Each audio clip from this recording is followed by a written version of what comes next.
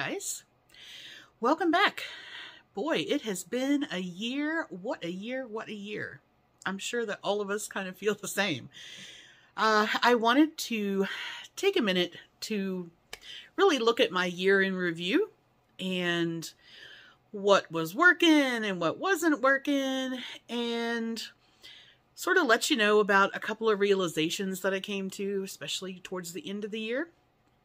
So, first of all, if you're new, I'm Lisa, and this is my attempt to take back control of my life in spite of all these medical things that I have going on.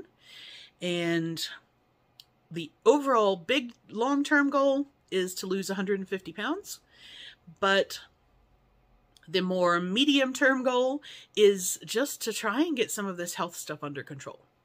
So if you've been with me a little while, you kind of know what's been going on. But what I did notice when I was looking back over things is I disappeared a fair few times this year. This year was just rough. So I guess first, let's start with some transparency about what's been happening the last couple of months. So, all right. It has been rough, and not all of this that I'm going to put up here. I have my weight loss results by the month for the entire year, and some of the months that I gained were absolutely flares, and some of them were just, as I said to Sarah the other day, eating like a duty head. and I mean, let's just be honest. I got to a point where I was like, you know what? I'm tired of this. I'm just tired. I'm tired of this not changing and this not working and this not helping and trying all of these things. I've been trying to fix this since I started with the first sort of recognized big flare in 2017. And now we're at the end of 2022. And yes, I am 50 pounds better than I was, but the last couple of years, I've pretty much just maintained. Okay, but before we do that, let's look at the specifics for the year so that if you haven't been with me in a little while, we can play catch up. All right, so let's do that first.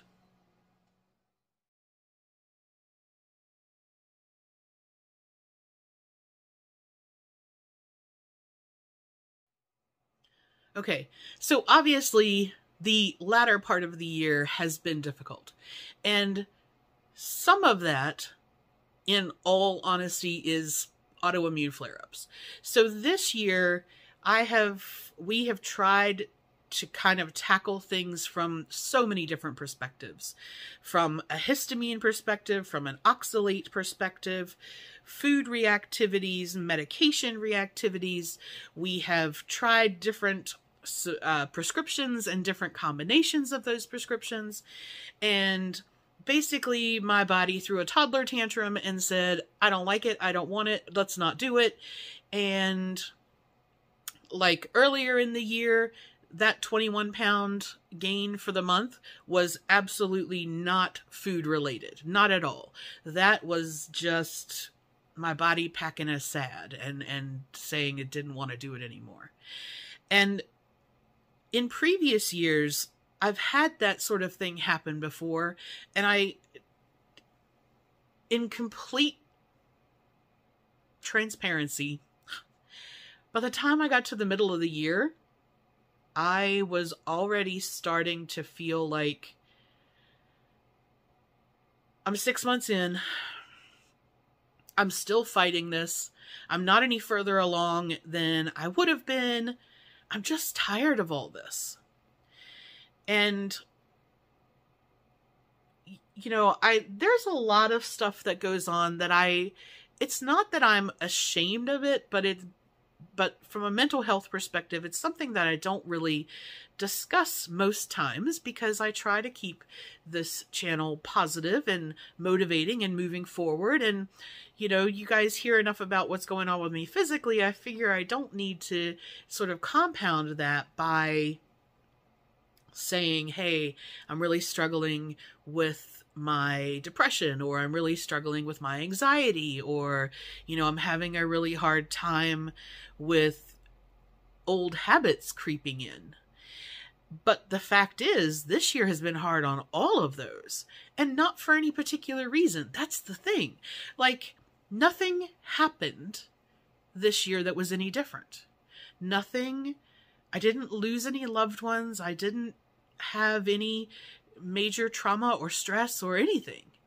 The problem is that a lot of what goes on within mental health is a biochemical reaction. And yes, it can be triggered by stress, but it can also be triggered by mucking around with some medications that just sort of throw things in different directions. I've tried several different anti-anxiety and antidepressant mixes this year, and it's just, for the last 6 months especially, I have been very weepy. Like, so if you're not familiar with me, basically I went into menopause in my early 20s, surgically induced menopause. And so I've been dealing with that 20 years now, 20 plus years now. And some people in my family, when they sort of get to menopause, became very aggressive and very aggro and very easily irritated. And that's never been me. I am just a crier. That's just all there is to it. I'm a crier. And I had a really, really bad couple of months last year, sort of November, December. And there was a lot of stress going on at the time, so I kind of attributed it to that. But there were days where I just felt like I couldn't stop crying. And this normally would kind of rebalance a little bit after 3, 4, maybe 5 days. This was months of just in tears every day. And I was crying at Nationwide and Farmers insurance commercials, and I had to be very careful about what I watched or what I read or what I took in on Facebook or YouTube, because I felt it all. And it made me very sad and very weepy. And it eased up a little bit this year, but it's still very present. It's still very there. And there were these other weird changes. About 6 months ago, I started noticing that, so nobody told me when I was going to be in menopause that I would still have like the PMS symptoms. You'd still get the bloating and the cramping and the cravings and in my case, the crying, not the aggro. But that's been the way that it has been. So technically, or typically 1 week out of the month, that was it. My back hurt much worse. I was suddenly wanting things that I didn't even think about during the other part of the month. I call it whale week. And that is, I definitely ended up with a lot of stomach poof, and that's just the way it was. And I kind of knew what to expect. But about the middle of the year, something changed. There were physical changes and there were mental health changes, but I ended up with like 2 weeks out of the month that I felt like that. So it hit mid-month and then it hit the last week of the month. And I was like, why am I back to this like constantly crying thing? And why am I hurting so bad? So I don't know what caused it, but it's here. And it's definitely now like 10 days or 12 days out of the month instead of just, 5 or 6. So that has been fun. And I think that one of the other physical changes that happened is so I know that I've had insulin resistance issues for a long time. And part of what happens, or part of the symptomology of insulin resistance, is an increase in skin tags or moles or, things like that. And I noticed, so when I very first got diagnosed with it, it was because my doctor noticed that I went from having none to starting to get a lot. And that's actually continued on. So they're all on my neck, they're all on the back of my neck, and my back is pretty much covered. Now, that when she started seeing this was when she first did my first insulin test. So it's not insulin resistance is not diabetes, though it can lead to diabetes. But that's why we started testing, was because of that.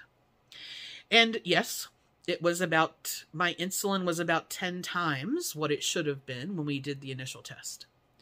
So this last year, in the early part of the year, I was really focusing on fixing that, on reversing that. And I did. I got it from 245 to 12. So, brilliant. But at the same time, we were trying to deal with what was going on with my food sensitivities and my reactivity to stuff. And eventually, I just took it for granted and let it go. And I started concentrating more on other issues than the insulin resistance. So, fast forward to probably November. And I thought, I'm starting to see these show up in more places. Now, the most common area for them to show up is anywhere that the skin kind of rubs. So I have a fat face. Therefore, around my neck is one of those places. But I've started finding that, like, on my chest, between my breasts, I've started getting tags there. And then there's a few on my side. But, of course, I have a whole lot that developed on my back. And I've started getting them, I can feel them just under my hairline and just coming up here. One of the other things that changed is I have to shave every day now. And again, it's just one of those things that happens sometimes when you get older, sometimes with menopause, sometimes with PCOS. In my case, yes, I get, I'd say I could probably grow a pretty good beard now if I let it go. And that hasn't always been the case. My vision has changed. These are new this year glasses, but the prescription is a couple of years old. And I had that redone, and I have had almost an identical prescription for 10 years. Now, I can see with these, but it's definitely different. And then I have glasses for when I'm painting my miniatures and I'm working up close, and those used to work super, super well, almost be too strong, and now it's like they're okay. So I need to get in. We've been trying to get in to get another prescription done because something changed in the last 4, 5, 6 months, and I've had this. So I've had the increase in tags, which means that there's a problem with my insulin again. My vision has changed. And in the last 2 months, I have now gone from never having been diabetic, never even having been in pre-diabetes, to being right smack in the middle of where I should be, or where I am, and it's testing diabetic. So my fasting levels have always been like 89 to 94, something like that. I've just never had a problem with that. Now they're sitting somewhere between 115 and 120. And that is anything under 99 is considered normal. And then you have, I think, up to, and I have to look at the chart again, but basically anything up to like 120 is considered pre-diabetic. And then anything 120 over, I think, is considered diabetic. And if I, part of it, I know, is towards the end of the year, I had a couple of things of being sick back to back, and I was drinking a lot of juice, a lot of orange juice. And that didn't help. It doesn't help the insulin resistance, and it doesn't help, well, I think that was what pushed the insulin resistance into being type 2 diabetic. So as I sit right now at the beginning of the year, I can't get in to see my doctor for a while yet, but there are certain things that I can test here. My blood pressure is still crazy, and we've tried all kinds of combinations throughout the year. We just haven't hit on anything that's helpful yet that doesn't cause me to have a big reaction. So I'm still trying to deal with that. Then the insulin resistance, I guarantee you, has flared back up. And I don't have numbers until I get my next lot of blood work done, but I can absolutely tell you from just body symptomology that it's going to be high. It's going to be a problem. I have already changed some things to help reduce that, so it'll be lower by the time I get to her, but right now it's definitely an issue. And that has turned into type 2 diabetes. So in my videos for now, in the beginning, I'm just going to show you my blood pressure in the morning and my fasting blood glucose. A couple of the things in the research that I found, well, okay, so moving into this new year, what am I going to do? I don't know what to do about the blood pressure. There's not a whole lot that I can do other than I have to wait to see my doctor and update her on kind of what's been going on, and that it's not helping, and what are we going to do? So I think we're going to have to look at a new class of drugs for that. Okay, that aside, one of the other changes that I made was we decided that I had been restricting certain things that were triggering a small reaction for years, and it wasn't fixing the fact that I was reacting to other stuff, or I was still having inflammation flares. And so I stopped tracking histamines, oxalates, and anything that was a low level reactivity I started reintroducing, because otherwise you box yourself into a corner where you're eating less and less and less things, and then you end up with like this tiny list of things that are safe foods, and then the rest of it, you know, you can't. And that's not the way I want to realistically live for the rest of my life. So my big reactants are still they're still no-goes. But I started reintroducing things and retesting and things like that. And again, over the course of the year, I've been able to reintroduce quite a few things, which is good. So that for this next year is going to become secondary. I know pretty much what to stay away from and what I've been able to add back in. And, you know, so the focus has to be on this insulin resistance, because I think if I get that to go away, then the diabetic numbers will go away as well. So that is prime number one focus. So how am I going to do that? When I was able to get my numbers down before, what we had talked about was to have no more than 30% of my daily calories be carbs. And it wasn't necessarily that I was eating too many potatoes, rice, pasta kind of things, but almost all of my snacks, sorry, my eyes are itching.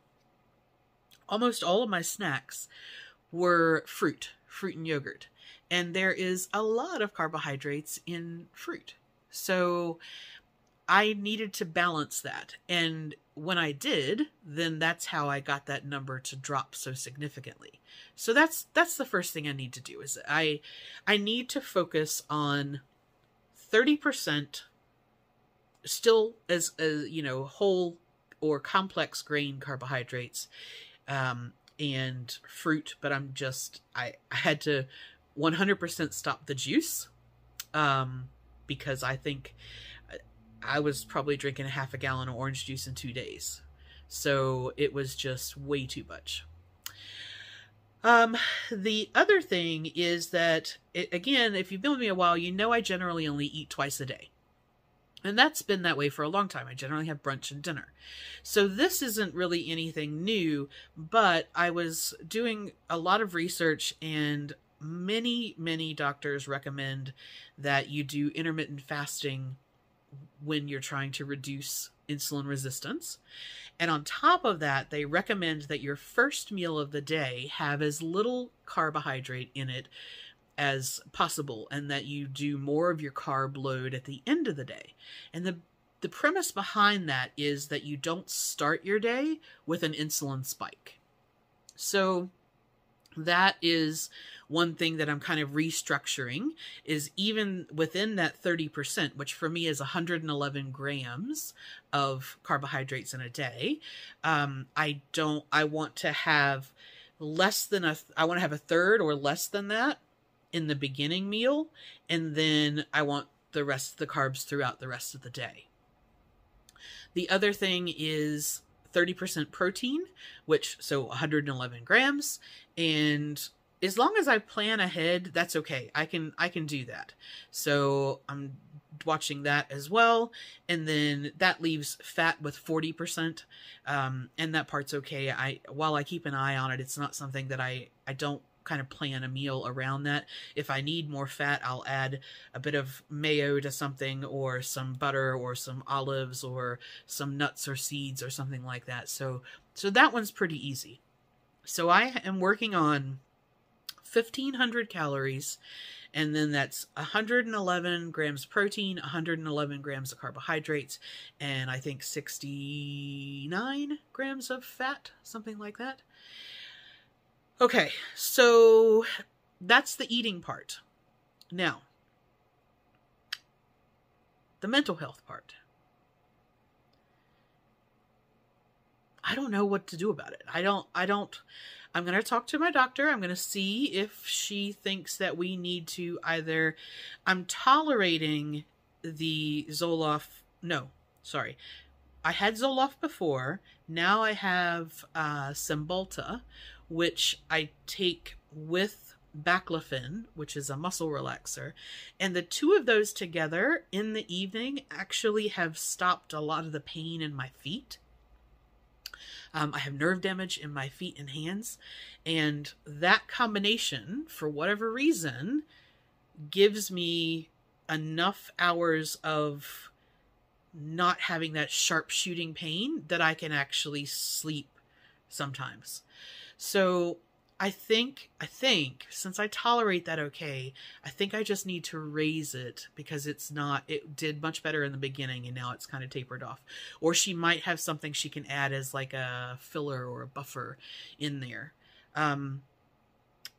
So I don't know. We'll see what she says about that one, because I'm telling you, the crying and everything, it is not fun. It's like I'm sitting in my car bawling my eyes out over nothing. Sitting in the car. Okay. So this is something else that I realized. And I didn't think I'd be back in this place again. And I'm hopefully going to make my way through this without crying. So when I was a teenager and in my early 20s, I was in a very difficult living situation. I come from a very dysfunctional and toxic family life into a very toxic and abusive relationship. And it was just not good. But as a teenager, I developed binge eating disorder. And when I say that, I don't mean that I ate a sleeve of cookies or I ate a bag of chips. I'm talking about full-blown. If you aren't familiar with binge eating disorder, what I'll do is I'll put some information in the description box. But the general principle is, or no, I won't even talk in general terms. In my terms, it meant that I was hiding in a closet and eating. A literal closet. I would go eat in the rabbit shed. I stored and bought food and kept it at my friend's house down the road. And I would get off the bus and go to her house and eat and eat and eat and eat and eat until before I got home. Even when I was living by myself, hoarded food, hid food. And during a binge, I was eating in 30 minutes, 45 minutes, what a family of 4 would eat. And it is done in a blind panic. There is no tasting anything. There's no stopping to breathe. It is just shovel as much food into your face as you can. And if things were stressful, which they were all the time, that was the situation. And that kind of went from being that way at home to once I was able to drive, because it took me a long, long time to drive. Once I was able to drive, I started going to fast food restaurants and then finding a space in the parking lot where there wasn't anybody, or I would drive behind a building like where delivery trucks come in, or I would drive down a little side street and I would sit in the car and eat, and then I would throw away my whatever I had, and then I would go home and cook a normal sane person amount of food, and I would eat that as well. And it took me a very long time and a lot of hard-ass work to overcome that and to get to the point where I felt that I could say that I had recovered. And I have felt that way. I felt very confident in my not doing those behaviors for a long time. I could take myself out to eat all the time by myself. I live by myself. I eat by myself. I have no issue going to the movies by myself. I'll eat in a restaurant by myself. So that's the being by myself isn't the problem. And in general, I don't eat in my car anymore. I made myself a promise that I was not going to get back into this eating in the car. If you're going to eat out, then you're going to own up to it, and you're going to go into the place and you're going to sit and you're going to breathe and you're going to relax and you're going to eat. And this was a mindfulness behavior that I took on and I took very seriously. I don't know when that changed this year, but it did. Because I started thinking about it.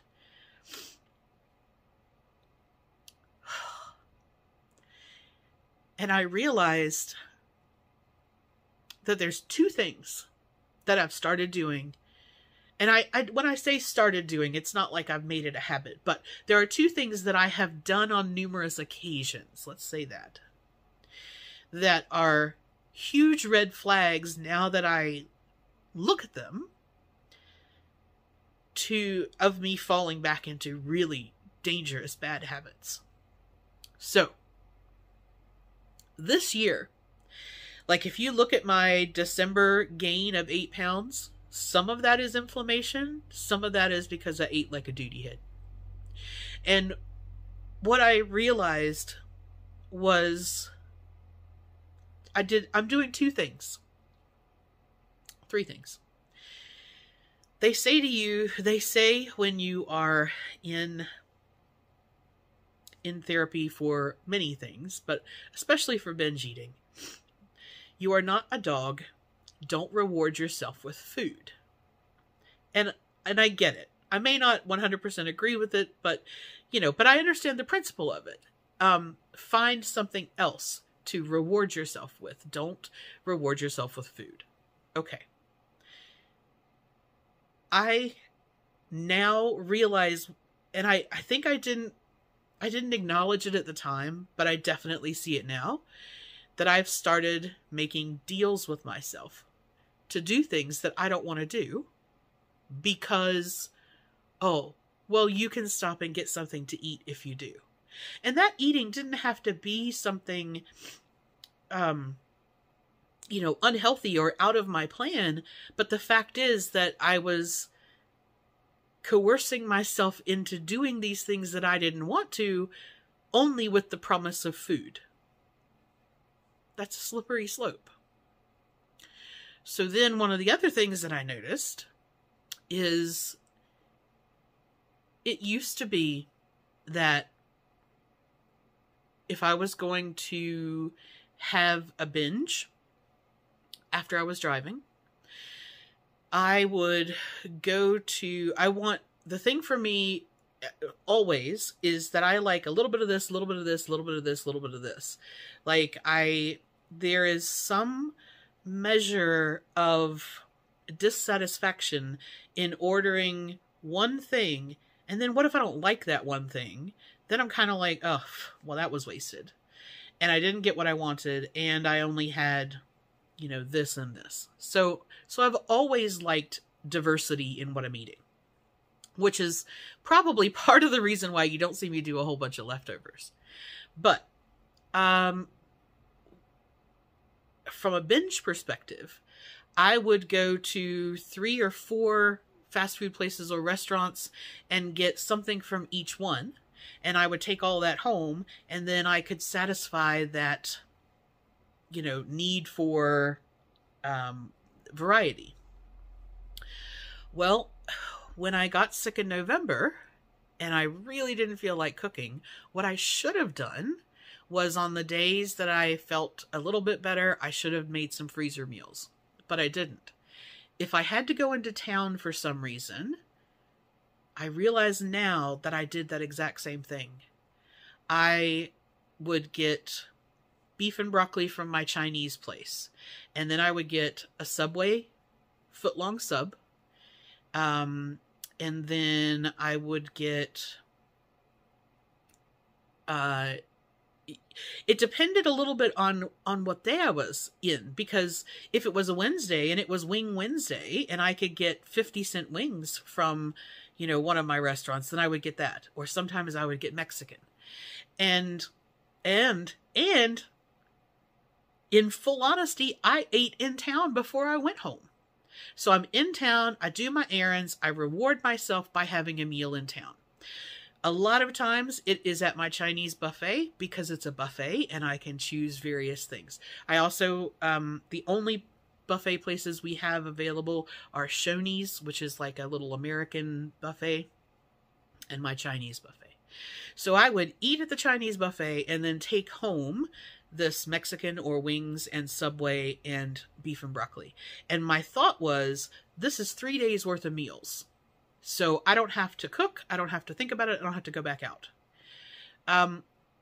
And again, like it's not the end of the world, but sometimes I'm sure at least on one occasion, if not more often, I got home and that didn't last 3 days. And was I eating because I was hungry? No. I was eating because it was there. And then I'm telling myself this story about, oh, well, if you leave the Subway too long, the bread's going to get soggy and then you're not going to like it. And, the rice is going to get blah, blah, blah, blah. It's just not, it's not the case. 9 times out of 10, I put the Subway in the air fryer to toast the bread anyway. And, I can rationalize to myself with the best of them. So this was something that I did more than once, more than twice. I don't know. I can't really tell you exactly, but I'm thinking that from September to the end of December, that probably happened at least half a dozen times. Okay, so it's not every week, it's not every day, but it's a pattern that now that I've recognized it, it's binge behavior. And then here's the last one. I going into town stresses me out. Being around a lot of people stresses me out. And because I knew that I was going to refocus and sharpen up my eating for this insulin resistance, I wanted to go to Kroger. I wanted to do a shop so that, I had everything I needed and I was prepared. I didn't want to go. I think I went on like New Year's Eve, maybe the 30th. I'm not sure. And I didn't want to go during the day because I didn't want to deal with all the people and the traffic and everything. So I waited to go. I left here at like 8 o'clock at night. But I had slept very poorly the day before, and so I actually ended up sleeping in that day. And by the time I got up, I wasn't feeling the best, and so I didn't eat anything. And then I go into town, and I do my shopping, and I get everything that I needed to get. I got exactly what I wanted. I made sure that I had good proteins. I had good produce. The Frugal Finds video is up if you want to have a look at that. So not a problem. But then I decided that I was going to have Taco Bell for my one meal of the day that day. And so I drove over, and so it takes me half an hour to get there. So I didn't get there. I think I left here at like 10 past 8 or something like that. So basically I got there at 8:45, and I walk like a nana. I'm super, super slow, and it took me forever. So by the time I got to Taco Bell, their dining room was going to close in about 10 or 15 minutes. And I don't like making people have to wait. And so I was like, okay, I'll just get it to go and I'll sit in my car. And I took my food, which was well within my calories for the day. I wasn't doing anything wrong other than I shouldn't have waited that late in the day to eat. But I sat in my car, parked in the darkest part of the parking lot, and ate my box. And then I drove home, and the weird thing was, it was where the part of coming out of town where the street lights end, and then you head into Country Road, and there is no light. And so I went from where the street lights were to none. And I was like, I think driving into the dark made me think about sitting in the dark. And actually, I just had a notification come up from Domino's. I'm not a pizza person, but Domino's started sending me ads for like $5.99 if you order. You can have pizza and wings and sandwich and pasta and whatever. I never order from pizza places, not because there's anything wrong with it. It's just I'm not a huge pizza fan. Do you know, of those probably half a dozen times, 2 of those were from Domino's. And I got like a pepperoni and sausage, because you get a medium 2-topping pizza. I got like pepperoni and sausage pizza and wings. And anyway, I just saw that. And so I was like, oh yeah, that was one of those. So yeah, there are some habits. There are some, to me,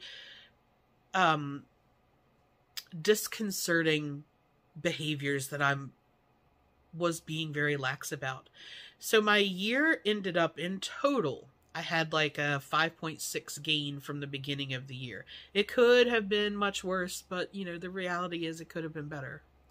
So here I am. New year. New kind of plan. Just from the refocusing on the insulin resistance part.